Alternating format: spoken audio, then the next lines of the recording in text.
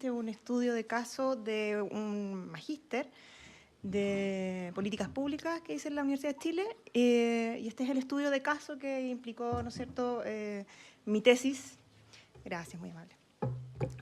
Por lo tanto, no solo aborda la ADP, sino que también aborda a todos los profesionales de Codelco. Voy a ir aclarando cuál es la muestra específica a la medida que vamos avanzando. Primero, agradecerles la invitación a Maritza, perdón, a través de Felipe, de la forma como haya sido, digamos. Un honor estar frente a ustedes, que son quienes impulsan, ¿no es cierto?, cambios sociales, cambios culturales también.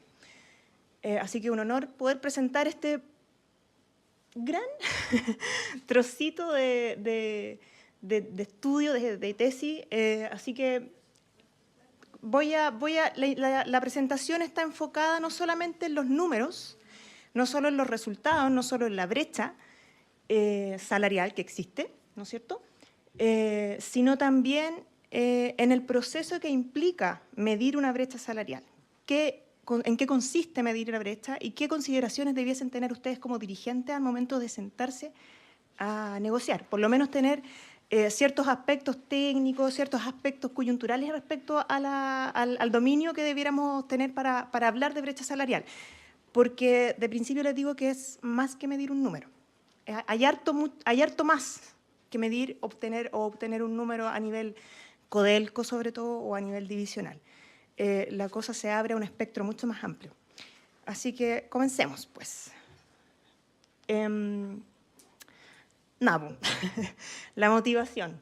Obvio que son demandas de ayer y de antes de ayer, desde el inicio y desde que nos dejaron a un lado, ¿no es cierto?, hasta hoy. Súper coyuntural el tema.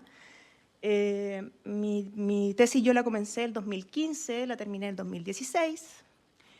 Y la idea era, no estaba todavía el tema de la brecha salarial. Si bien los estudios habían partido desde los 70, en los 20, en el 900 incluso, todas las demandas que han sido iniciadas por las mujeres también tienen un rostro de clase, ¿no es cierto? Por lo tanto, han habido prioridades. Primero las prioridades para las mujeres blancas, ¿no es cierto?, el derecho a voto, las sufragistas, luego las mujeres de raza afrodescendientes, y así sucesivamente, hasta que de poquito a poquito las mujeres vamos ganando un espacio dentro de lo masculino.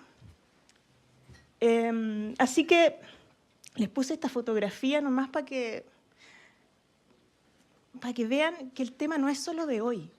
O sea, la fotografía de acá es de los 60, 70, y es súper coyuntural también porque viene de la respuesta a la vuelta de los hombres de la guerra, donde los hombres habían abandonado el espacio laboral, ¿no es cierto?, se lo habían entregado a las mujeres, y cuando vuelven son desplazadas, ¿no es cierto?, y además les bajaban el sueldo. Entonces, también, ojo con lo que cuando uno intenta analizar el espacio o intenta comprender la posición de la mujer, uno no puede hacer omisión de qué pasa en la economía, qué pasa en la historia económica del mundo, del país, de la organización. Eso está súper relacionado. No me olvido yo de esos temas. No veo solo lo que pasa con la mujer y qué pasa con lo económico. No van separados, nunca han ido separados. Por lo tanto, bajo este lente, digamos, intento cuantificar una potencial brecha remuneracional en Codelco, y me especifico solamente a los profesionales porque yo trabajé en la industria de la minería 10 años como parte de una empresa que prestaba subcontratos, ¿no es cierto? Por lo tanto, conozco el mundo minero y entendía cuál era la posición más o menos de los profesionales. Entonces, elegí el segmento profesional. Este estudio está basado en el segmento profesional. Codelco tiene más o menos, yo diría, casi los 4.000 profesionales, y la muestra está solo para los contratos indefinidos. Perfecto, entonces esa muestra se reduce solamente a unos casi 800. Los datos están, por cierto, innominados porque hay una cláusula por parte de la tesis es pública, digamos, ustedes la pueden encontrar en el repositorio de la Universidad de Chile, pero no está abierta en datos o no se reconoce a cada división, digamos. Entonces está esa cláusula. Y el otro objetivo era analizar la información y describir las variables determinantes del fenómeno, entender un poco cómo cómo actúan las brechas salariales, precisamente entendiendo que era más que medir un número. Conceptos clave.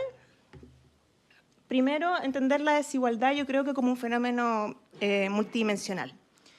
Y de ahí en adelante uno parte y se enfrenta, digamos, a ciertas complicaciones al momento de enfrentar la brecha, porque requiere de una transversalización de género. Yo no puedo ir y medir la brecha así como, mire, deme los datos, y la gente me va a empezar a preguntar, ¿pero para qué quiere los datos?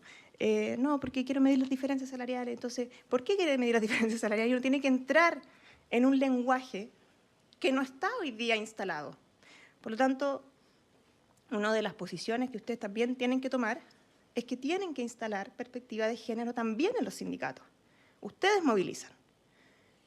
Las organizaciones, algunas, las grandes, están trabajando en eso, con más, con menos, pero lo están haciendo. Debido también a que está la presión internacional, ¿no es cierto? Porque ya hay presión en la medida en que no haya participación femenina o las brechas sean muy exageradas, qué sé yo. Pero también es rol de los sindicatos ir empujando eso. La desigualdad salarial la vamos a entender como la diferencia entre salarios medios, promedio, ¿no es cierto?, entre hombres y mujeres. Hay distintas formas, ya vamos a ver más adelante distintas maneras de medir las brechas. Puse ahí desiguales por ley, porque hay leyes también que nos desfavorecen, así, por ley. Como, por ejemplo, el rol del cuidado, ¿no es cierto?, está muy enfocado a lo femenino, y eso hace que subsidiemos a los hombres. Los hombres son más productivos porque no tienen que preocuparse de ciertas tareas del hogar. Y la invitación ahí es a salirse de ese estatus de privilegio, digamos. Ese es el movimiento que hoy día está instaurado en el movimiento feminista. Es una invitación a ustedes, los hombres, a que salgan de su estado de confort, porque tienen privilegios. Entonces, esto es súper provocador. Yo lo entiendo. No es fácil venir a decirle a un montón de hombres todo esto, ¿no es cierto? No les gusta, no es cierto? Como, no quiero llegar a hacer la comida, no, ya. Pero sí, tienen que hacerlo, tienen que movilizarse, tienen que salir de ese estado porque la mujer tiene doble labor. Y esa labor hay una labor que no se reconoce. Y bueno, aparte de esas desiguales por ley, por ejemplo, tiene que ver con el tema del cuidado. El hecho de que haya un número mínimo de mujeres para instalarse a la cuna, por ejemplo, y así sucesivamente. El tema de discriminación, hay 1000 formas de discriminación y cada vez, en la medida que uno va eliminando formas de discriminación, van surgiendo formas más sutiles. Ahí se ven los micromachismos, ¿no es cierto? Todo este lenguaje ustedes tienen que empezar a incorporarlo porque están demandando, la sociedad está demandando este tipo de cosas, no pueden quedarse atrás. Los invito yo a que empiecen a leer, no sé, si lo puedo mandar a Marita, un montón de literatura, pueden hacerlo. Las principales metáforas básicamente tienen que ver con cómo se han formado ciertos conceptos en la medida que la mujer se ha instaurado en el mundo laboral. Partimos con el muro, ¿no es cierto? El muro es lo que bloquea la entrada de las mujeres al mercado laboral. Y fue lo primero que se encontró la mujer. No, usted no puede entrar a este puesto. No, usted no puede ingresar a la mina porque da mala suerte. Ok. Ayer nomás salió hace 2 días salió un mapa de los países que tenían denegados trabajos para las mujeres, 104 países. Y Rusia tenía solamente 480, casi 500 trabajos denegados para las mujeres. Entonces, ojo con esto, porque el mundo va girando, va cambiando y uno tiene que estar siempre atento a estos cambios. Porque si queremos ser competitivos, si queremos ser una industria competitiva, tenemos que ir a la par con esos cambios. Si no, va a quedar fuera. Y por también un tema de justicia, ¿no? Eso está de más, pero... La discriminación es inquieta, es algo que yo les he venido diciendo. La discriminación siempre busca formas de ir penetrando de alguna manera, pasando los obstáculos que ya le han sido puestos, digamos. Y siempre vamos a ir encontrando formas de discriminación, no solo para la mujer, hay discriminación de etnia, de raza, de todo tipo, de clase. ¿Factores determinantes? Bueno, varios factores determinantes. Yo creo que acá lo principal, me atrevería a decir, son los estereotipos. El estereotipo es, yo creo que lo peor que le puede suceder a la mujer desde niña, porque nos a ver, es como nos quiebra, nos hace elegir las carreras peor remuneradas, ¿no es cierto? Porque no servimos para las matemáticas, porque esa es la área de los hombres. Entonces, el estereotipo yo creo que es algo súper coyuntural lo que está pidiendo hoy día la demanda feminista, que tiene que ver con el ir derribando esos estereotipos, fomentar la participación femenina y de qué manera la fomentamos. Hay que ir a buscar a las mujeres, si la industria no es atractiva para las mujeres, hay que hacérsela atractiva. ¿Okay? Hay que buscar formas. Antes de ayer, salió en el diario una empresa que dijo, una empresa de vinos, que se autodefinía muy masculina, una empresa masculinizada como la minería, y ellos instauraron diciendo que si ellos buscaban gente para su empresa, normalmente eran hombres. Entonces decidieron eliminar la experiencia como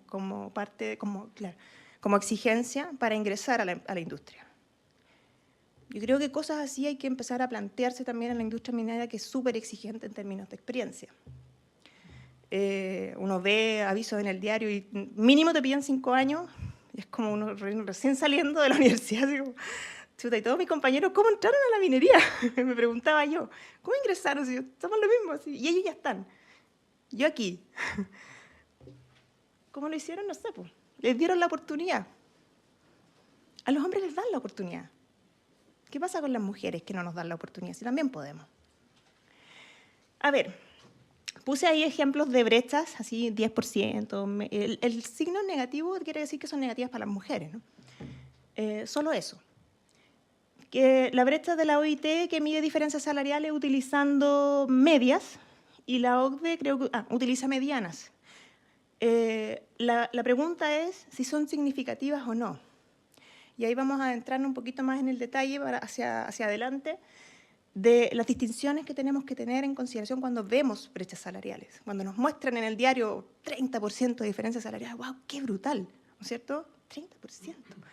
Entonces, hay que hacer la distinción de si eso es significativo, si están usando promedios, si están usando regresiones, qué están usando para medir la brecha, para que salga ese número, ¿no?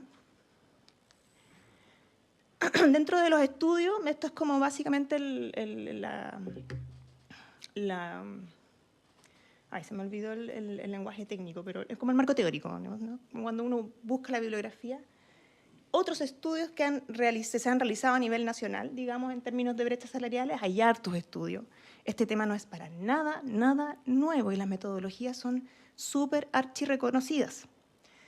Y en Chile se han hecho varios estudios de brechas salariales, entre ellos están los que están ahí. Más o menos la metodología es la misma, utilizan una metodología econométrica que se llama Hoaka-Blinder, que ya la voy a explicar, que es la que se utilizó en este estudio, y otros utilizan otro tipo de regresiones para establecer diferencia entre quienes ganan más y quienes ganan menos, entre cuartiles, básicamente. Pero lo más usado son Hoaka-Blinder. Y también vamos a ver que se utilizan los promedios simples. Y vamos también cuál es el problema del uso de los promedios simples, ¿no? Una cosa interesante es este señor que hizo una tesis, muy, muy interesante, yo se la recomiendo, que la lean, de la Universidad Católica, él. Y él hizo una tesis respecto del poder negociador que tienen las mujeres. Y cómo impacta el poder negociador del sueldo inicial, la negociación inicial del sueldo, en la brecha salarial. Y aquí es cuando yo les digo qué potente que son los estereotipos, porque los estereotipos nos hacen sentir como que no nos mereciéramos un sueldo grande.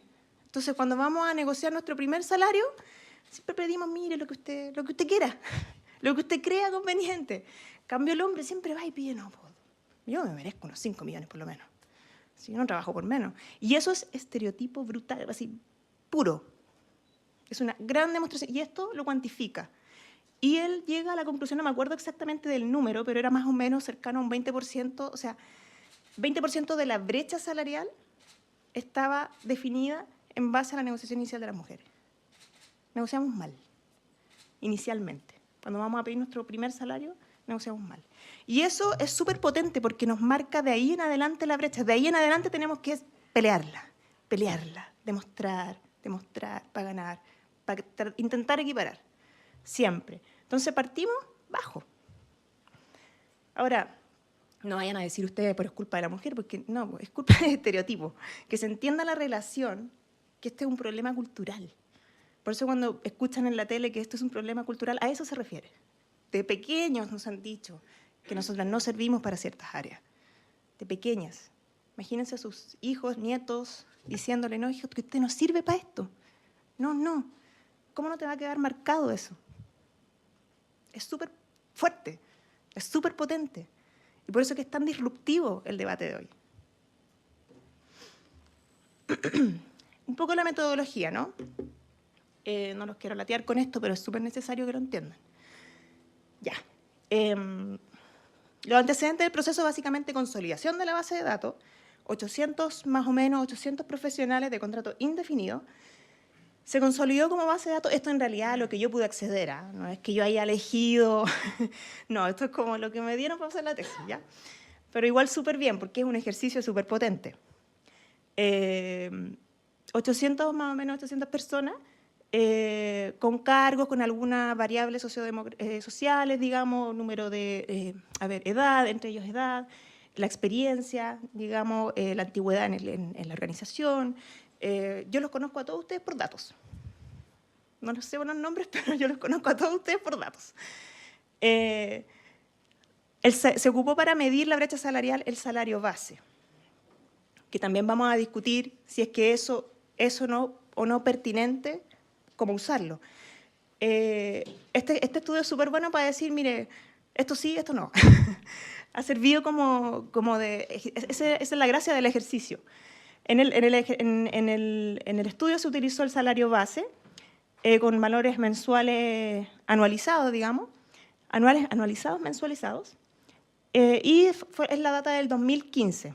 Cerraron en el 2015, me entregaron la base de datos y seguimos. Luego se hizo una estadística descriptiva para hacer un reconocimiento, digamos, con perspectiva de género, de todos los datos. Y luego aplicó el análisis econométrico, que es esta metodología que yo les digo que descompone la brecha salarial, y la gracia que tiene es que descompone en un componente explicado por las variables que estoy utilizando y un componente no explicado. Y el componente no explicado no es más que discriminación. Entonces, súper interesante. Veamos qué resultados vamos entregando, ¿no? Vamos a ir por la estadística descriptiva, vamos luego a pasar por el análisis econométrico y luego las conclusiones y reflexiones. Ahí están, ya este es un número súper interesante, ¿no? Las profesionales están por sobre la participación, por lejos la participación femenina de la industria, o sea, la industria está hoy día, Codelco está en un 9% de participación femenina, y profesionales mujeres están en un 32%, lo cual es súper potente, es súper bueno. Países como Australia, Canadá, tienen mucho más participación femenina, están dentro del 20 o del 18-20% más o menos, no de profesionales, sino que femenina en general. Y Codelco tiene mucha participación femenina en su cadena de valor. Es decir, son profesionales que están metidas ahí donde en el área técnica, ¿no? Los profesionales de Canadá, de Australia, no están en esa área, son más como bordeando. Son más mujeres, sí, pero bordeando. Ustedes están en la cadena de valor. Así la salía en la literatura. ¿Qué me dice? No, esa es la muestra. El 32% es el 32% de los 800 profesionales. Claro. Lo que se está comparando es, claro, por eso te digo, a nivel de Codelco están en el 9% más o menos de participación femenina, y la industria canadiense y la industria australiana hasta el año 2015, que es cuando se hizo están en el 18-20%. O sea, tienen más participación femenina, pero no están dentro de la cadena de valor. Codelco tiene menos participación femenina, pero lo que tiene, ¿no es cierto?, lo tiene metido en la cadena de valor. Y eso quiere decir que están insertas en donde se va produciendo innovación, ¿no es cierto? O sea, algo hay que hacer ahí, ¿no es cierto?, con estas profesionales, que hay que extraerles el conocimiento, o sea, darles oportunidades para que participen, ¿no es cierto? Es un dato no menor, encuentro yo. Ahí está la estadística descriptiva, cómo se distribuyen en este gráfico, cómo se distribuyen estos 800 profesionales a nivel en todas las divisiones. Y ahí se reconocerán ustedes, yo no las puedo nombrar. Sí, ustedes sabrán, yo hasta ya olvidé cuál es cuál, digamos. Pero ustedes van a saber al tiro cuáles son. Y luego en van a tener de este porcentaje la participación de hombres y de mujeres, y los hombres están siempre por sobre el 50%, excepto en una que creo que es esta división, que también deben saber cuál es. Por tanto, es súper potente también ver cómo los hombres sobrepasan a todo nivel. Me da pena ver esta gráfica. Pero entiendo que es una industria súper masculinizada y eso también lo hace atractivo e interesante para analizarla. Acá, no sé si se ve bien, ¿eh? Allá se ve mejor en las pantallas. En las pantallas la veo mejor, pero aquí están, por ejemplo, los principales estadísticos y básicamente un reconocimiento de cómo son los profesionales que están y las profesionales que están en el estudio, ¿no? Como promedio, edad, 39 años las mujeres y 42 los hombres, ¿no es cierto? Son mucho más jóvenes que los hombres y eso va a impactar en la brecha. La remuneración es harto más baja que la de los hombres, ya vamos a ver cuál es el número. La experiencia potencial, que se calcula como la edad de la persona, menos los años de estudios, menos 6, que vendría siendo como la etapa preescolar, nos indica que las mujeres tienen mucho menos años, menos experiencia potencial, y los hombres casi 20 años versus 16, o sea, harto más, son hartos más. Y eso ahí influye mucho la edad, porque como la experiencia potencial se compone con la edad, deriva, ¿no? La escolaridad, yo diría que no hay diferencias. Fíjense que son casi iguales, o sea, incluso levemente superior la escolaridad de las mujeres. Estos son datos importantes para después, para el análisis de la brecha. Ustedes tienen que saber cómo leer el dato. Aquí, por ejemplo, interesante la gente que está sindicalizada de estas 800 personas, aprox, y de los que no están sindicalizados. Y lo interesante también ahí, los rangos de sueldo, de salario, ¿no es cierto? Salarios base. Ninguna mujer gana más de 6 millones de pesos. Sí hay hombres que ganan esa cantidad, pocos, pero hay. Entonces también uno va develando, ¿no es cierto?, que las mujeres también no están en los salarios más altos, no están en los cargos más altos. Esto no lo digo yo, lo dicen los números, ¿no? Ahí un poco para reconocerse, ¿no? Una estadística descriptiva dependiendo del cargo genérico. Evidentemente, hay los especialistas y las ingenieras o ingenieros están en la mayoría, ¿no? El resto son muy poquita participación. Estos son datos los puse para que se reconocieran. Y básicamente los especialistas, como decía, y los ingenieros son los que tienen mayor porcentaje de participación dentro de esa muestra.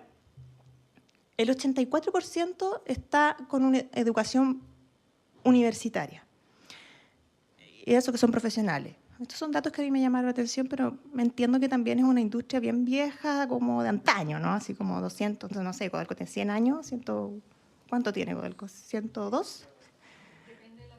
La división más vieja de tener unos 100 años por lo menos. Sí. Pues entonces ahí no necesariamente quien tenga mucho, hoy día está posicionado en un rango más alto, no necesariamente tiene una carrera universitaria. ¿No es cierto? Entonces también se reconoce la trayectoria.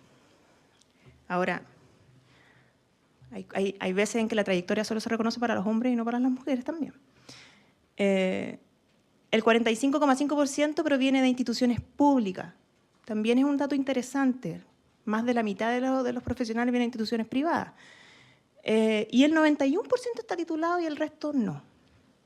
También es otro dato importante porque vamos a ver que dentro de las variables, para los hombres era importante estar titulado. Uno cuando va analizando la brecha y va analizando cada componente, uno ve cuánto aporta cada cosa. Por ejemplo, el componente de titulación era súper importante para los hombres, pero no para las mujeres, por ejemplo. no lo traje en esta presentación, pero está en la tesis, digamos, la tesis pública, ustedes la pueden ver como... El análisis econométrico, aquí pasamos de frentón a algo mucho más técnico, quizás más latero para ustedes y más aburrido, digamos, pero es algo esencial, digamos, para poder entender cómo se calcula esta brecha salarial. Y es una regresión, digamos, que trabaja por mínimos cuadrados ordinarios y se descompone en un efecto dotación y en un efecto discriminación. Y el efecto dotación va a venir explicado por todas las variables que yo le incorpore a la regresión. Y esas variables siempre tienen que ser de capital humano, personales, digamos, hay más o menos un consenso respecto a esas variables, o organizacionales. Entonces, cuando yo calculo la brecha salarial me va a decir, mire, tanto es su brecha, y de esta brecha, esto lo explican estas variables, y esto no lo explica nada, o no lo estamos observando, por tanto se asocia a discriminación. Veamos qué salió. Están todos expectantes. La descripción de las variables. ¿Qué se usó? El salario por hora, esto es súper importante también. Se utiliza el logaritmo natural, esto no lo tienen que saber, pero en la regresión se utiliza el logaritmo natural. Es súper importante utilizar el salario hora. No todas las mujeres trabajan la misma cantidad de horas que los hombres. Ahora, esta es una industria mucho más estandarizada, hay jornadas, hay turnos, qué sé yo, pero tampoco trabajan iguales turnos. Y hay turnos de 42, hay unos de 42,5, hay turnos de 44, 44,5, 45, incluso hasta más de 45 me tocó ver por ahí. Entonces, si hay diferencias en la cantidad de horas trabajadas, uno no puede correr el riesgo de sesgar la muestra y de omitir ese dato. Yo tengo que analizar por hora. El salario tiene que ser por salario hora. Esto está muy explicado en la literatura. Normalmente es utilizado el salario hora y cuando no se utiliza el salario hora es porque no está el dato. Normalmente las grandes organizaciones no lo utilizan porque no tienen la información. Cuando hacen brechas salariales a nivel de país, a nivel del mundo, no sé, diversos países no tienen el dato de todos los países. Luego, la variable sexo, que es la más importante, digamos, es la principal. La educación, la situación educacional, eso de estar titulado o no estar titulado, por ejemplo. La experiencia potencial. La experiencia potencial al cuadrado, que lo que mide en realidad es que toda la experiencia que va adquiriendo o todo el conocimiento que va adquiriendo la persona no es lineal en el tiempo. Esto decae, decrece. Y esto por eso se utiliza la experiencia potencial al cuadrado, porque es un conocimiento decreciente. Y la división, que fue lo que se utilizó para explorar. El estudio de caso tenía planteado medir la brecha salarial de los profesionales y de las profesionales en Codelco. Y luego se hizo una exploración a nivel de división, viendo cuál era la brecha salarial de estos mismos profesionales, ¿no es cierto?, por división. Y ahí uno va entendiendo más o menos ciertas aristas. La brecha salarial entre profesionales dio un 11,32% en desmedro de las mujeres, ¿no es cierto? O sea, para el año 2015 las mujeres profesionales con contrato indefinido recibieron un 11,32% menos de salario que los hombres, en promedio. Y al descomponer, ¿no es cierto? Cuando yo digo cuánto de esto se debe a dotación, es decir, cuánto de esto se debe a que tienen la misma educación, tienen, no sé, la misma experiencia, la misma antigüedad en el cargo, qué sé yo, solo un 4,07%. El resto, o sea, más del 60% de la brecha, es solo discriminación. Y este es un punto súper importante, porque incluso hay economistas que dicen que las empresas no discriminan, no les conviene. No les conviene discriminar porque si no para eso contratarían a toda la gente que le pagan menos plata. Contratarían puras mujeres. O contratarían pura gente afrodescendiente, por ejemplo. Y ellos indican que cuando uno descompone la brecha, uno debiera quedarse con esta brecha, con la de discriminación. Porque esta está explicada. Esta está explicada por las variables, ¿no es cierto?, de educación, ¿no es cierto?, de experiencia, antigüedad. Entonces muchos tienden y tienen muchas ganas de quedarse con este número. Pero este número también puede estar sesgado. Puede estar sesgado por un montón de cosas. Entre ellos, la calidad de los datos, por ejemplo. No es así como decir, no, quedémonos con esto nomás porque esto es lo que corresponde a discriminación. Tenemos que eliminar esta brecha. No, esta es la urgente. Esta es la importante porque esta es la que viene con estereotipo.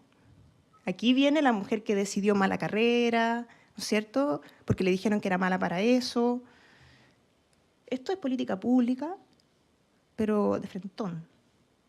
Esto es urgente. Hay que eliminar esto. Esto tiene que llegar a cero. Y aquí es donde tenemos que movilizar con todo. En esto están las olas feministas hoy día, ¿cierto? Entonces, hay muchas ganas de querer quedarse con ese número. Hay mucha tentación. Es más, dicen que, algunos economistas dicen que cuando uno restringe y controla, ¿no es cierto?, la brecha disminuye hasta un 3 y un 5%. Y nos quedamos con ese número. La brecha es un 3 y un 5%. Y casi que fantasma, porque es súper difícil encontrarla, dicen ellos. Y no, la brecha es medible. Y no siempre se llega a un 5 o un 3. O sea, esta brecha de discriminación me está diciendo que es un 60% corresponde a discriminación. Y ellos me están diciendo que baja muchísimo, que casi llega a un 3. O sea, que casi no hay brecha por discriminación. Entonces, ojo, que no es tan así. Eso va a depender del cargo, porque no es la misma brecha cuando yo analizo a las operarias y a los operarios y cuando yo voy a directores y directoras. Hay un abismo de por medio. No es lo mismo. Por eso que es importante cuando entremos en el debate cómo ir evaluando las brechas salariales.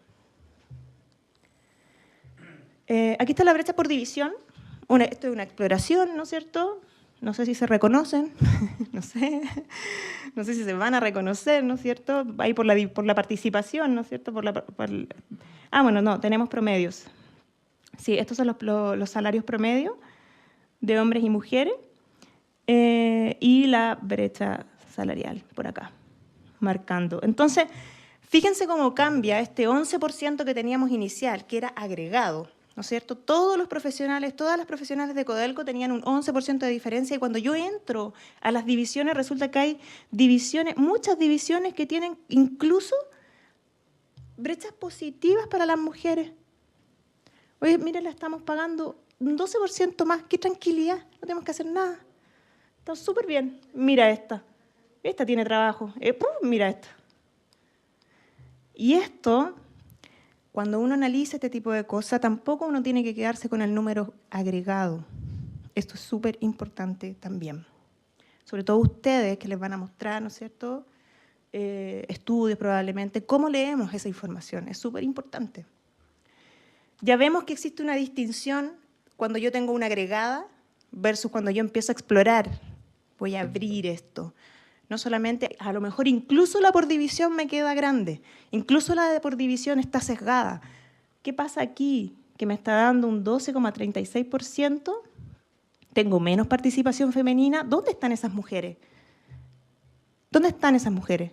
¿Dónde están posicionadas? Tengo que ir y buscarlas y ver y reconocer ese número. ¿Es real ese número?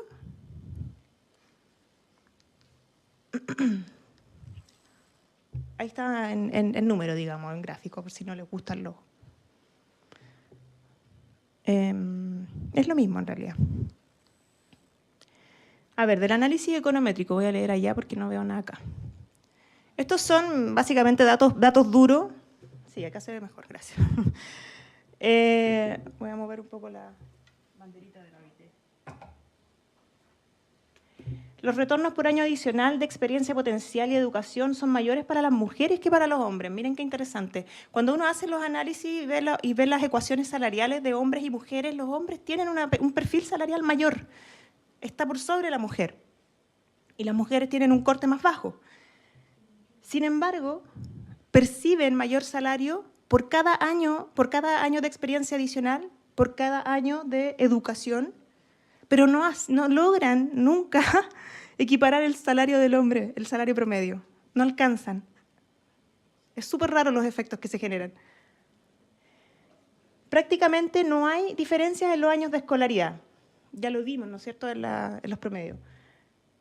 Por lo tanto, la explicación podría darse a través de las diferencias en las medias de los años de experiencia potencial, y esto está asociado a la edad, ¿no es cierto? Como se castiga a las mujeres porque son más jóvenes, y al ser más jóvenes tienen menos experiencia potencial, tienen menos experiencia. Entonces ahí también, ojo, ¿cómo se paga la experiencia? ¿Codelco paga experiencia? Yo me atrevería a decir que Codelco paga por experiencia por cada año adicional a todos los hombres, menos a las mujeres. No, ese patrón no es replicable para las mujeres siempre. En casi todos los análisis se muestran que sí paga para los hombres, pero no para las mujeres. Entonces también, ojo, también cuando uno va analizando ahí. Eso es súper importante verlo en las estadísticas descriptivas, cuando uno va viendo los años de experiencia, cómo es el salario a través de los años de experiencia. Uno puede hacer cohortes, ¿no? Y va viendo el comportamiento. Y los números no engañan, o sea, son los números, no lo dice uno, digamos, uno ve el gráfico. Lo último, diferencias en la participación de mujeres en ciertos cargos genéricos de Codelco y en los niveles de educación sí influyen en las brechas salariales. O sea, cuando yo mido las diferencias salariales, no puedo olvidarme del factor participación, pues son dos vectores que van unidos. Es súper potente la participación femenina. ¿Cómo se distribuyen esas mujeres en la división? O sea, si ya son pocas, no sé, 5% en alguna división, 5%, Dios mío, 5%, ¿cómo se distribuyen en esa división? Va a influir en la brecha salarial. Conclusiones. Las voy a pasar bien rápido porque lo que quiero ir es al debate y abrirles como los aspectos del proceso del análisis de brecha salarial. Como ir punto por punto para que ustedes queden como más conscientes de las características que tienen que saber por lo menos en la discusión. Como primera conclusión, al aplicar la metodología, voy a mirar para acá, se pudo determinar la existencia de una brecha salarial, ¿no es cierto?, de un 11.32%. Ese es un número duro, grueso, bien grueso. Prácticamente yo diría que no incorpora tanto valor en el análisis. Los datos agregados no incorporan tanto valor. Por eso que la discusión que se genera en la brecha, cuando se otorgan análisis de brecha salarial, uno siempre está, no, pero es que son datos muy agregados. Entonces, de cierta manera, uno puede decir, sí, es un 11.32, pero miremos las divisiones. ¿Qué pasa en cada división? Luego en cada división, bueno, pues hay que miremos qué pasa en tal cargo o en este macrocargo, ¿no es cierto? Uno tiene que ir abriendo para poder homogeneizar la muestra y hacer comparaciones con perfiles más o menos parecidos. Entonces, la crítica es a valores agregados. Sí, está el dato, uno puede compararse como industria. Mire, la industria minera a nivel profesional tiene un 11.32 y es más bajo que la brecha salarial a nivel país, es más baja que la industria, no sé, de energía, etcétera. Pero como soporte, digamos, uno debería desagregar ese dato. Una parte significativa que explica esta diferencia está vinculada específicamente a efectos discriminatorios, ya lo veíamos, el 60% de esta, casi el 62% de este número corresponde a discriminación. Potente, ¿no? No hay variables que lo expliquen. La brecha obtenida es comparativamente más baja a la brecha de género a nivel país, ¿no es cierto?, que es de un 18.3% en aquella época, 2016, y de aquella obtenida en los distintos casos de la literatura observada también. Y la variable más importante en determinar las diferencias es la experiencia potencial, siendo significativo en el efecto de dotación, que es el de capital humano. Un análisis adicional que podría explicar las desigualdades salariales puede estar inserto en cómo se distribuyen los hombres y mujeres. O sea, importante cómo están las mujeres distribuidas en las divisiones. Cómo está distribuido ese 9% de mujeres a nivel de Codelco. Otro hallazgo relevante evidencia la participación femenina, que es muy joven, principalmente en el segmento 21 y 40 años. Súper joven. Discusión sobre la brecha salarial. Y aquí pueden hacer preguntas, la idea es que se muevan. El concepto parte desde algo bien simple. Son diferencias de promedios, diferencias salariales de las medias de los salarios. Normalmente las mujeres reciben menos salario promedio que los hombres. Y bajo este mismo concepto uno puede ir abriendo análisis por estadística descriptiva y puede ir haciendo análisis. Vamos a ver la brecha salarial por género según tipos de contrato, según la edad de las personas, según la jornada laboral, etc. Entonces, el espectro es bastante amplio para poder hacer el análisis. Algunas distinciones, las brechas salariales pueden ser ajustadas y no ajustadas. Si yo ocupo salarios medios, o sea, promedios simples, no estoy ajustando por nada y lo que me dé ese salario no me dice que es discriminación. O sea, normalmente este es el dato que vemos en los diarios, ¿no es cierto?, que nos dan las grandes organizaciones, ese 30% que es comunal, ¿no es cierto? 30%, pero no me dice cuánto es de discriminación. No puede hacerlo porque yo estoy jugando simplemente promedio, diferencias de promedio. Y eso es súper importante que lo tengan en consideración. ¿Por qué? Porque los promedios son sesgados. Y son sesgados, son súper sensibles a los extremos. ¿Qué puede pasar en una industria súper masculinizada como Codelco? Puede suceder, y como sucede, que hay muy pocas mujeres, casi un 9%, puede suceder que haya mujeres que estén con alto sueldo, por ejemplo. Son pocas, pero hay. Y como además son pocas las que están a nivel, no sé, operario, estos sueldos de las que están en la dirección elevan el salario de la mujer. Entonces, claro, hoy día no tenemos directora, no se nos fue la única que había. Y no vamos a tener, parece. Entonces, ojo con eso, que los promedios son sensibles a estos valores extremos. Cuando analicemos ese tipo de cosas hay que tener en consideración esto. Porque va a suceder, sobre todo en donde hay poca mujer, por eso es que es tan relevante. La brecha se puede ir ajustando en la medida que yo voy considerando más variables. Entonces esto se va haciendo cada vez más interesante. Esto que les decía yo, bueno, veamos cómo es por antigüedad. Si Codelco paga realmente por antigüedad, veamos si paga realmente a todos los hombres por cada año, por cada corte. Uno puede ver eso. Veamos si lo hace de la misma manera con las mujeres. Usar técnicas de regresión, esto es más sofisticado, ¿no es cierto? Y pasa que medir con promedios simples es mucho más fácil y entendible para todo el mundo. Entonces, si queremos hacer algo gestionable, probablemente se haga así, de esa manera. Además, es más comparativo, uno puede pescar un dato de otra institución y decir, mire, me comparo porque está medido de la misma manera, ¿no es cierto? Pero no me entrega el factor discriminación. Cuando yo uso regresión o aplico estas técnicas econométricas como Hacker-Blinder, voy a obtener ese dato. Pero no me puedo comparar con el otro resto porque no sé cómo lo están haciendo, no lo están haciendo de la misma manera. Pero quizás puedo ir aplicando cada cierto periodo de tiempo un corte, es decir, ok, veamos cuánto va la brecha por discriminación, ¿cierto? Vamos viendo lo urgente y lo inmediato, y lo urgente también hay que hacerse cargo. Esto que decíamos que era la explicada. Las variables relevantes ya mencionábamos algunas, pero si yo voy a aplicar metodologías econométricas, tengo que tener por lo menos el salario. Y ahí veo, por ejemplo, en este estudio se utilizó el salario base. Y ustedes tienen que ver también cuál es el mejor representante del salario. Porque, por ejemplo, si hay divisiones,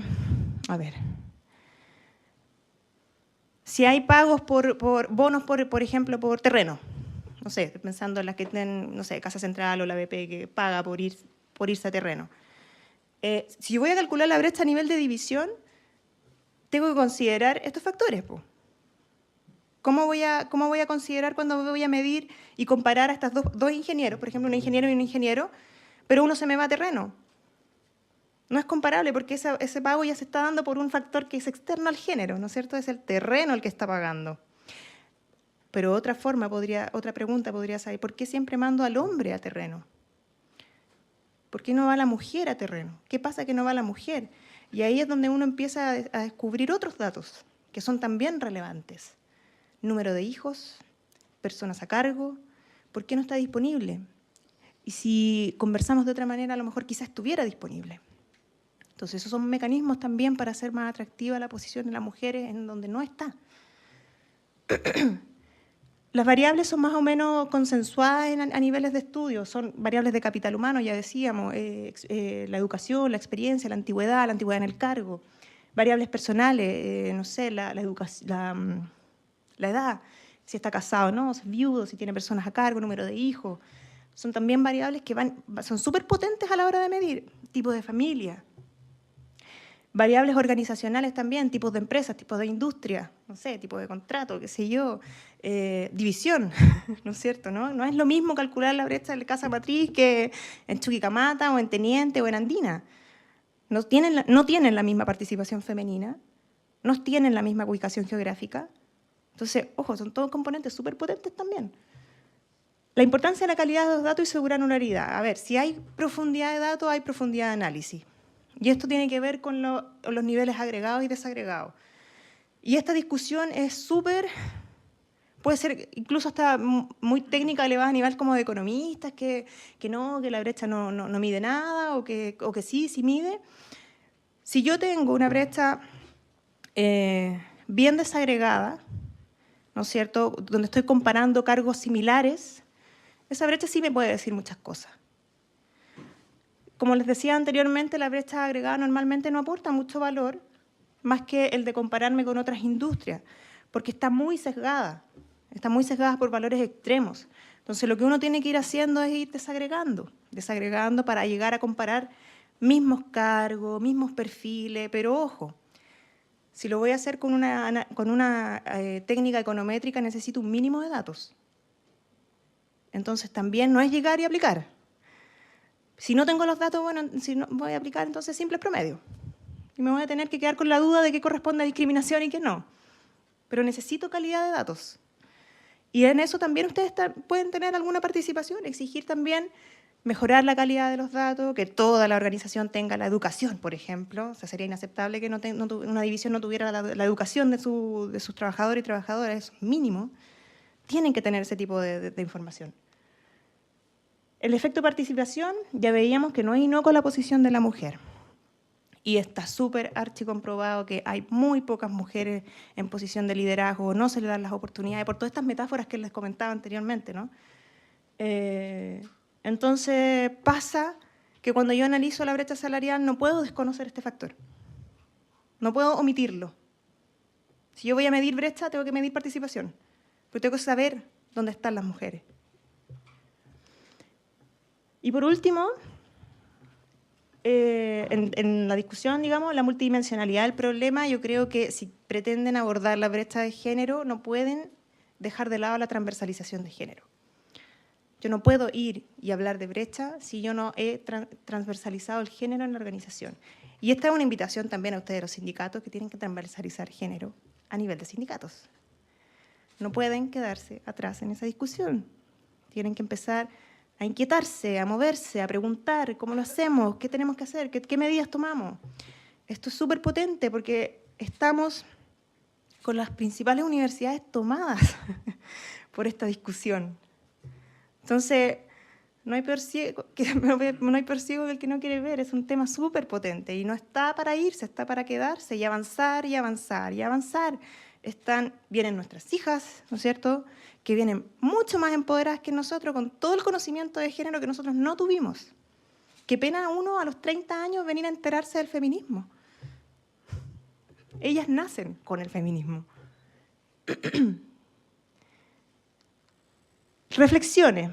Yo creo que la pregunta del rol de los sindicatos y también otra para terminar, ¿cuál es la posición de Codelco, que es una organización que actúa como un ente modelador y transformador? Si ustedes me preguntan por qué elegí la industria minera para hacer este estudio de caso, bueno, yo les voy a decir que como trabajé en la industria minera, yo sé que tiene la capacidad de modelar conductas. Lo hicieron con medio ambiente, lo hicieron con calidad, lo hicieron con seguridad. Cuando sus trabajadores llegan a sus casas, no dudan en ponerse el cinturón de seguridad porque ya lo tienen incorporado como un valor, porque se lo han repetido todos los días de su trabajo, en las charlas de 5 minutos, en cada turno. Entonces yo me digo, ¿será posible hacer lo mismo con género? ¿Será posible que en las charlas de 5 minutos dediquemos un minutito, un par de minutos, a hablarle de la importancia de género? ¿Es mucho pedir eso? Digo, como es posible traspasar el espacio privado a lo público, ¿no es cierto?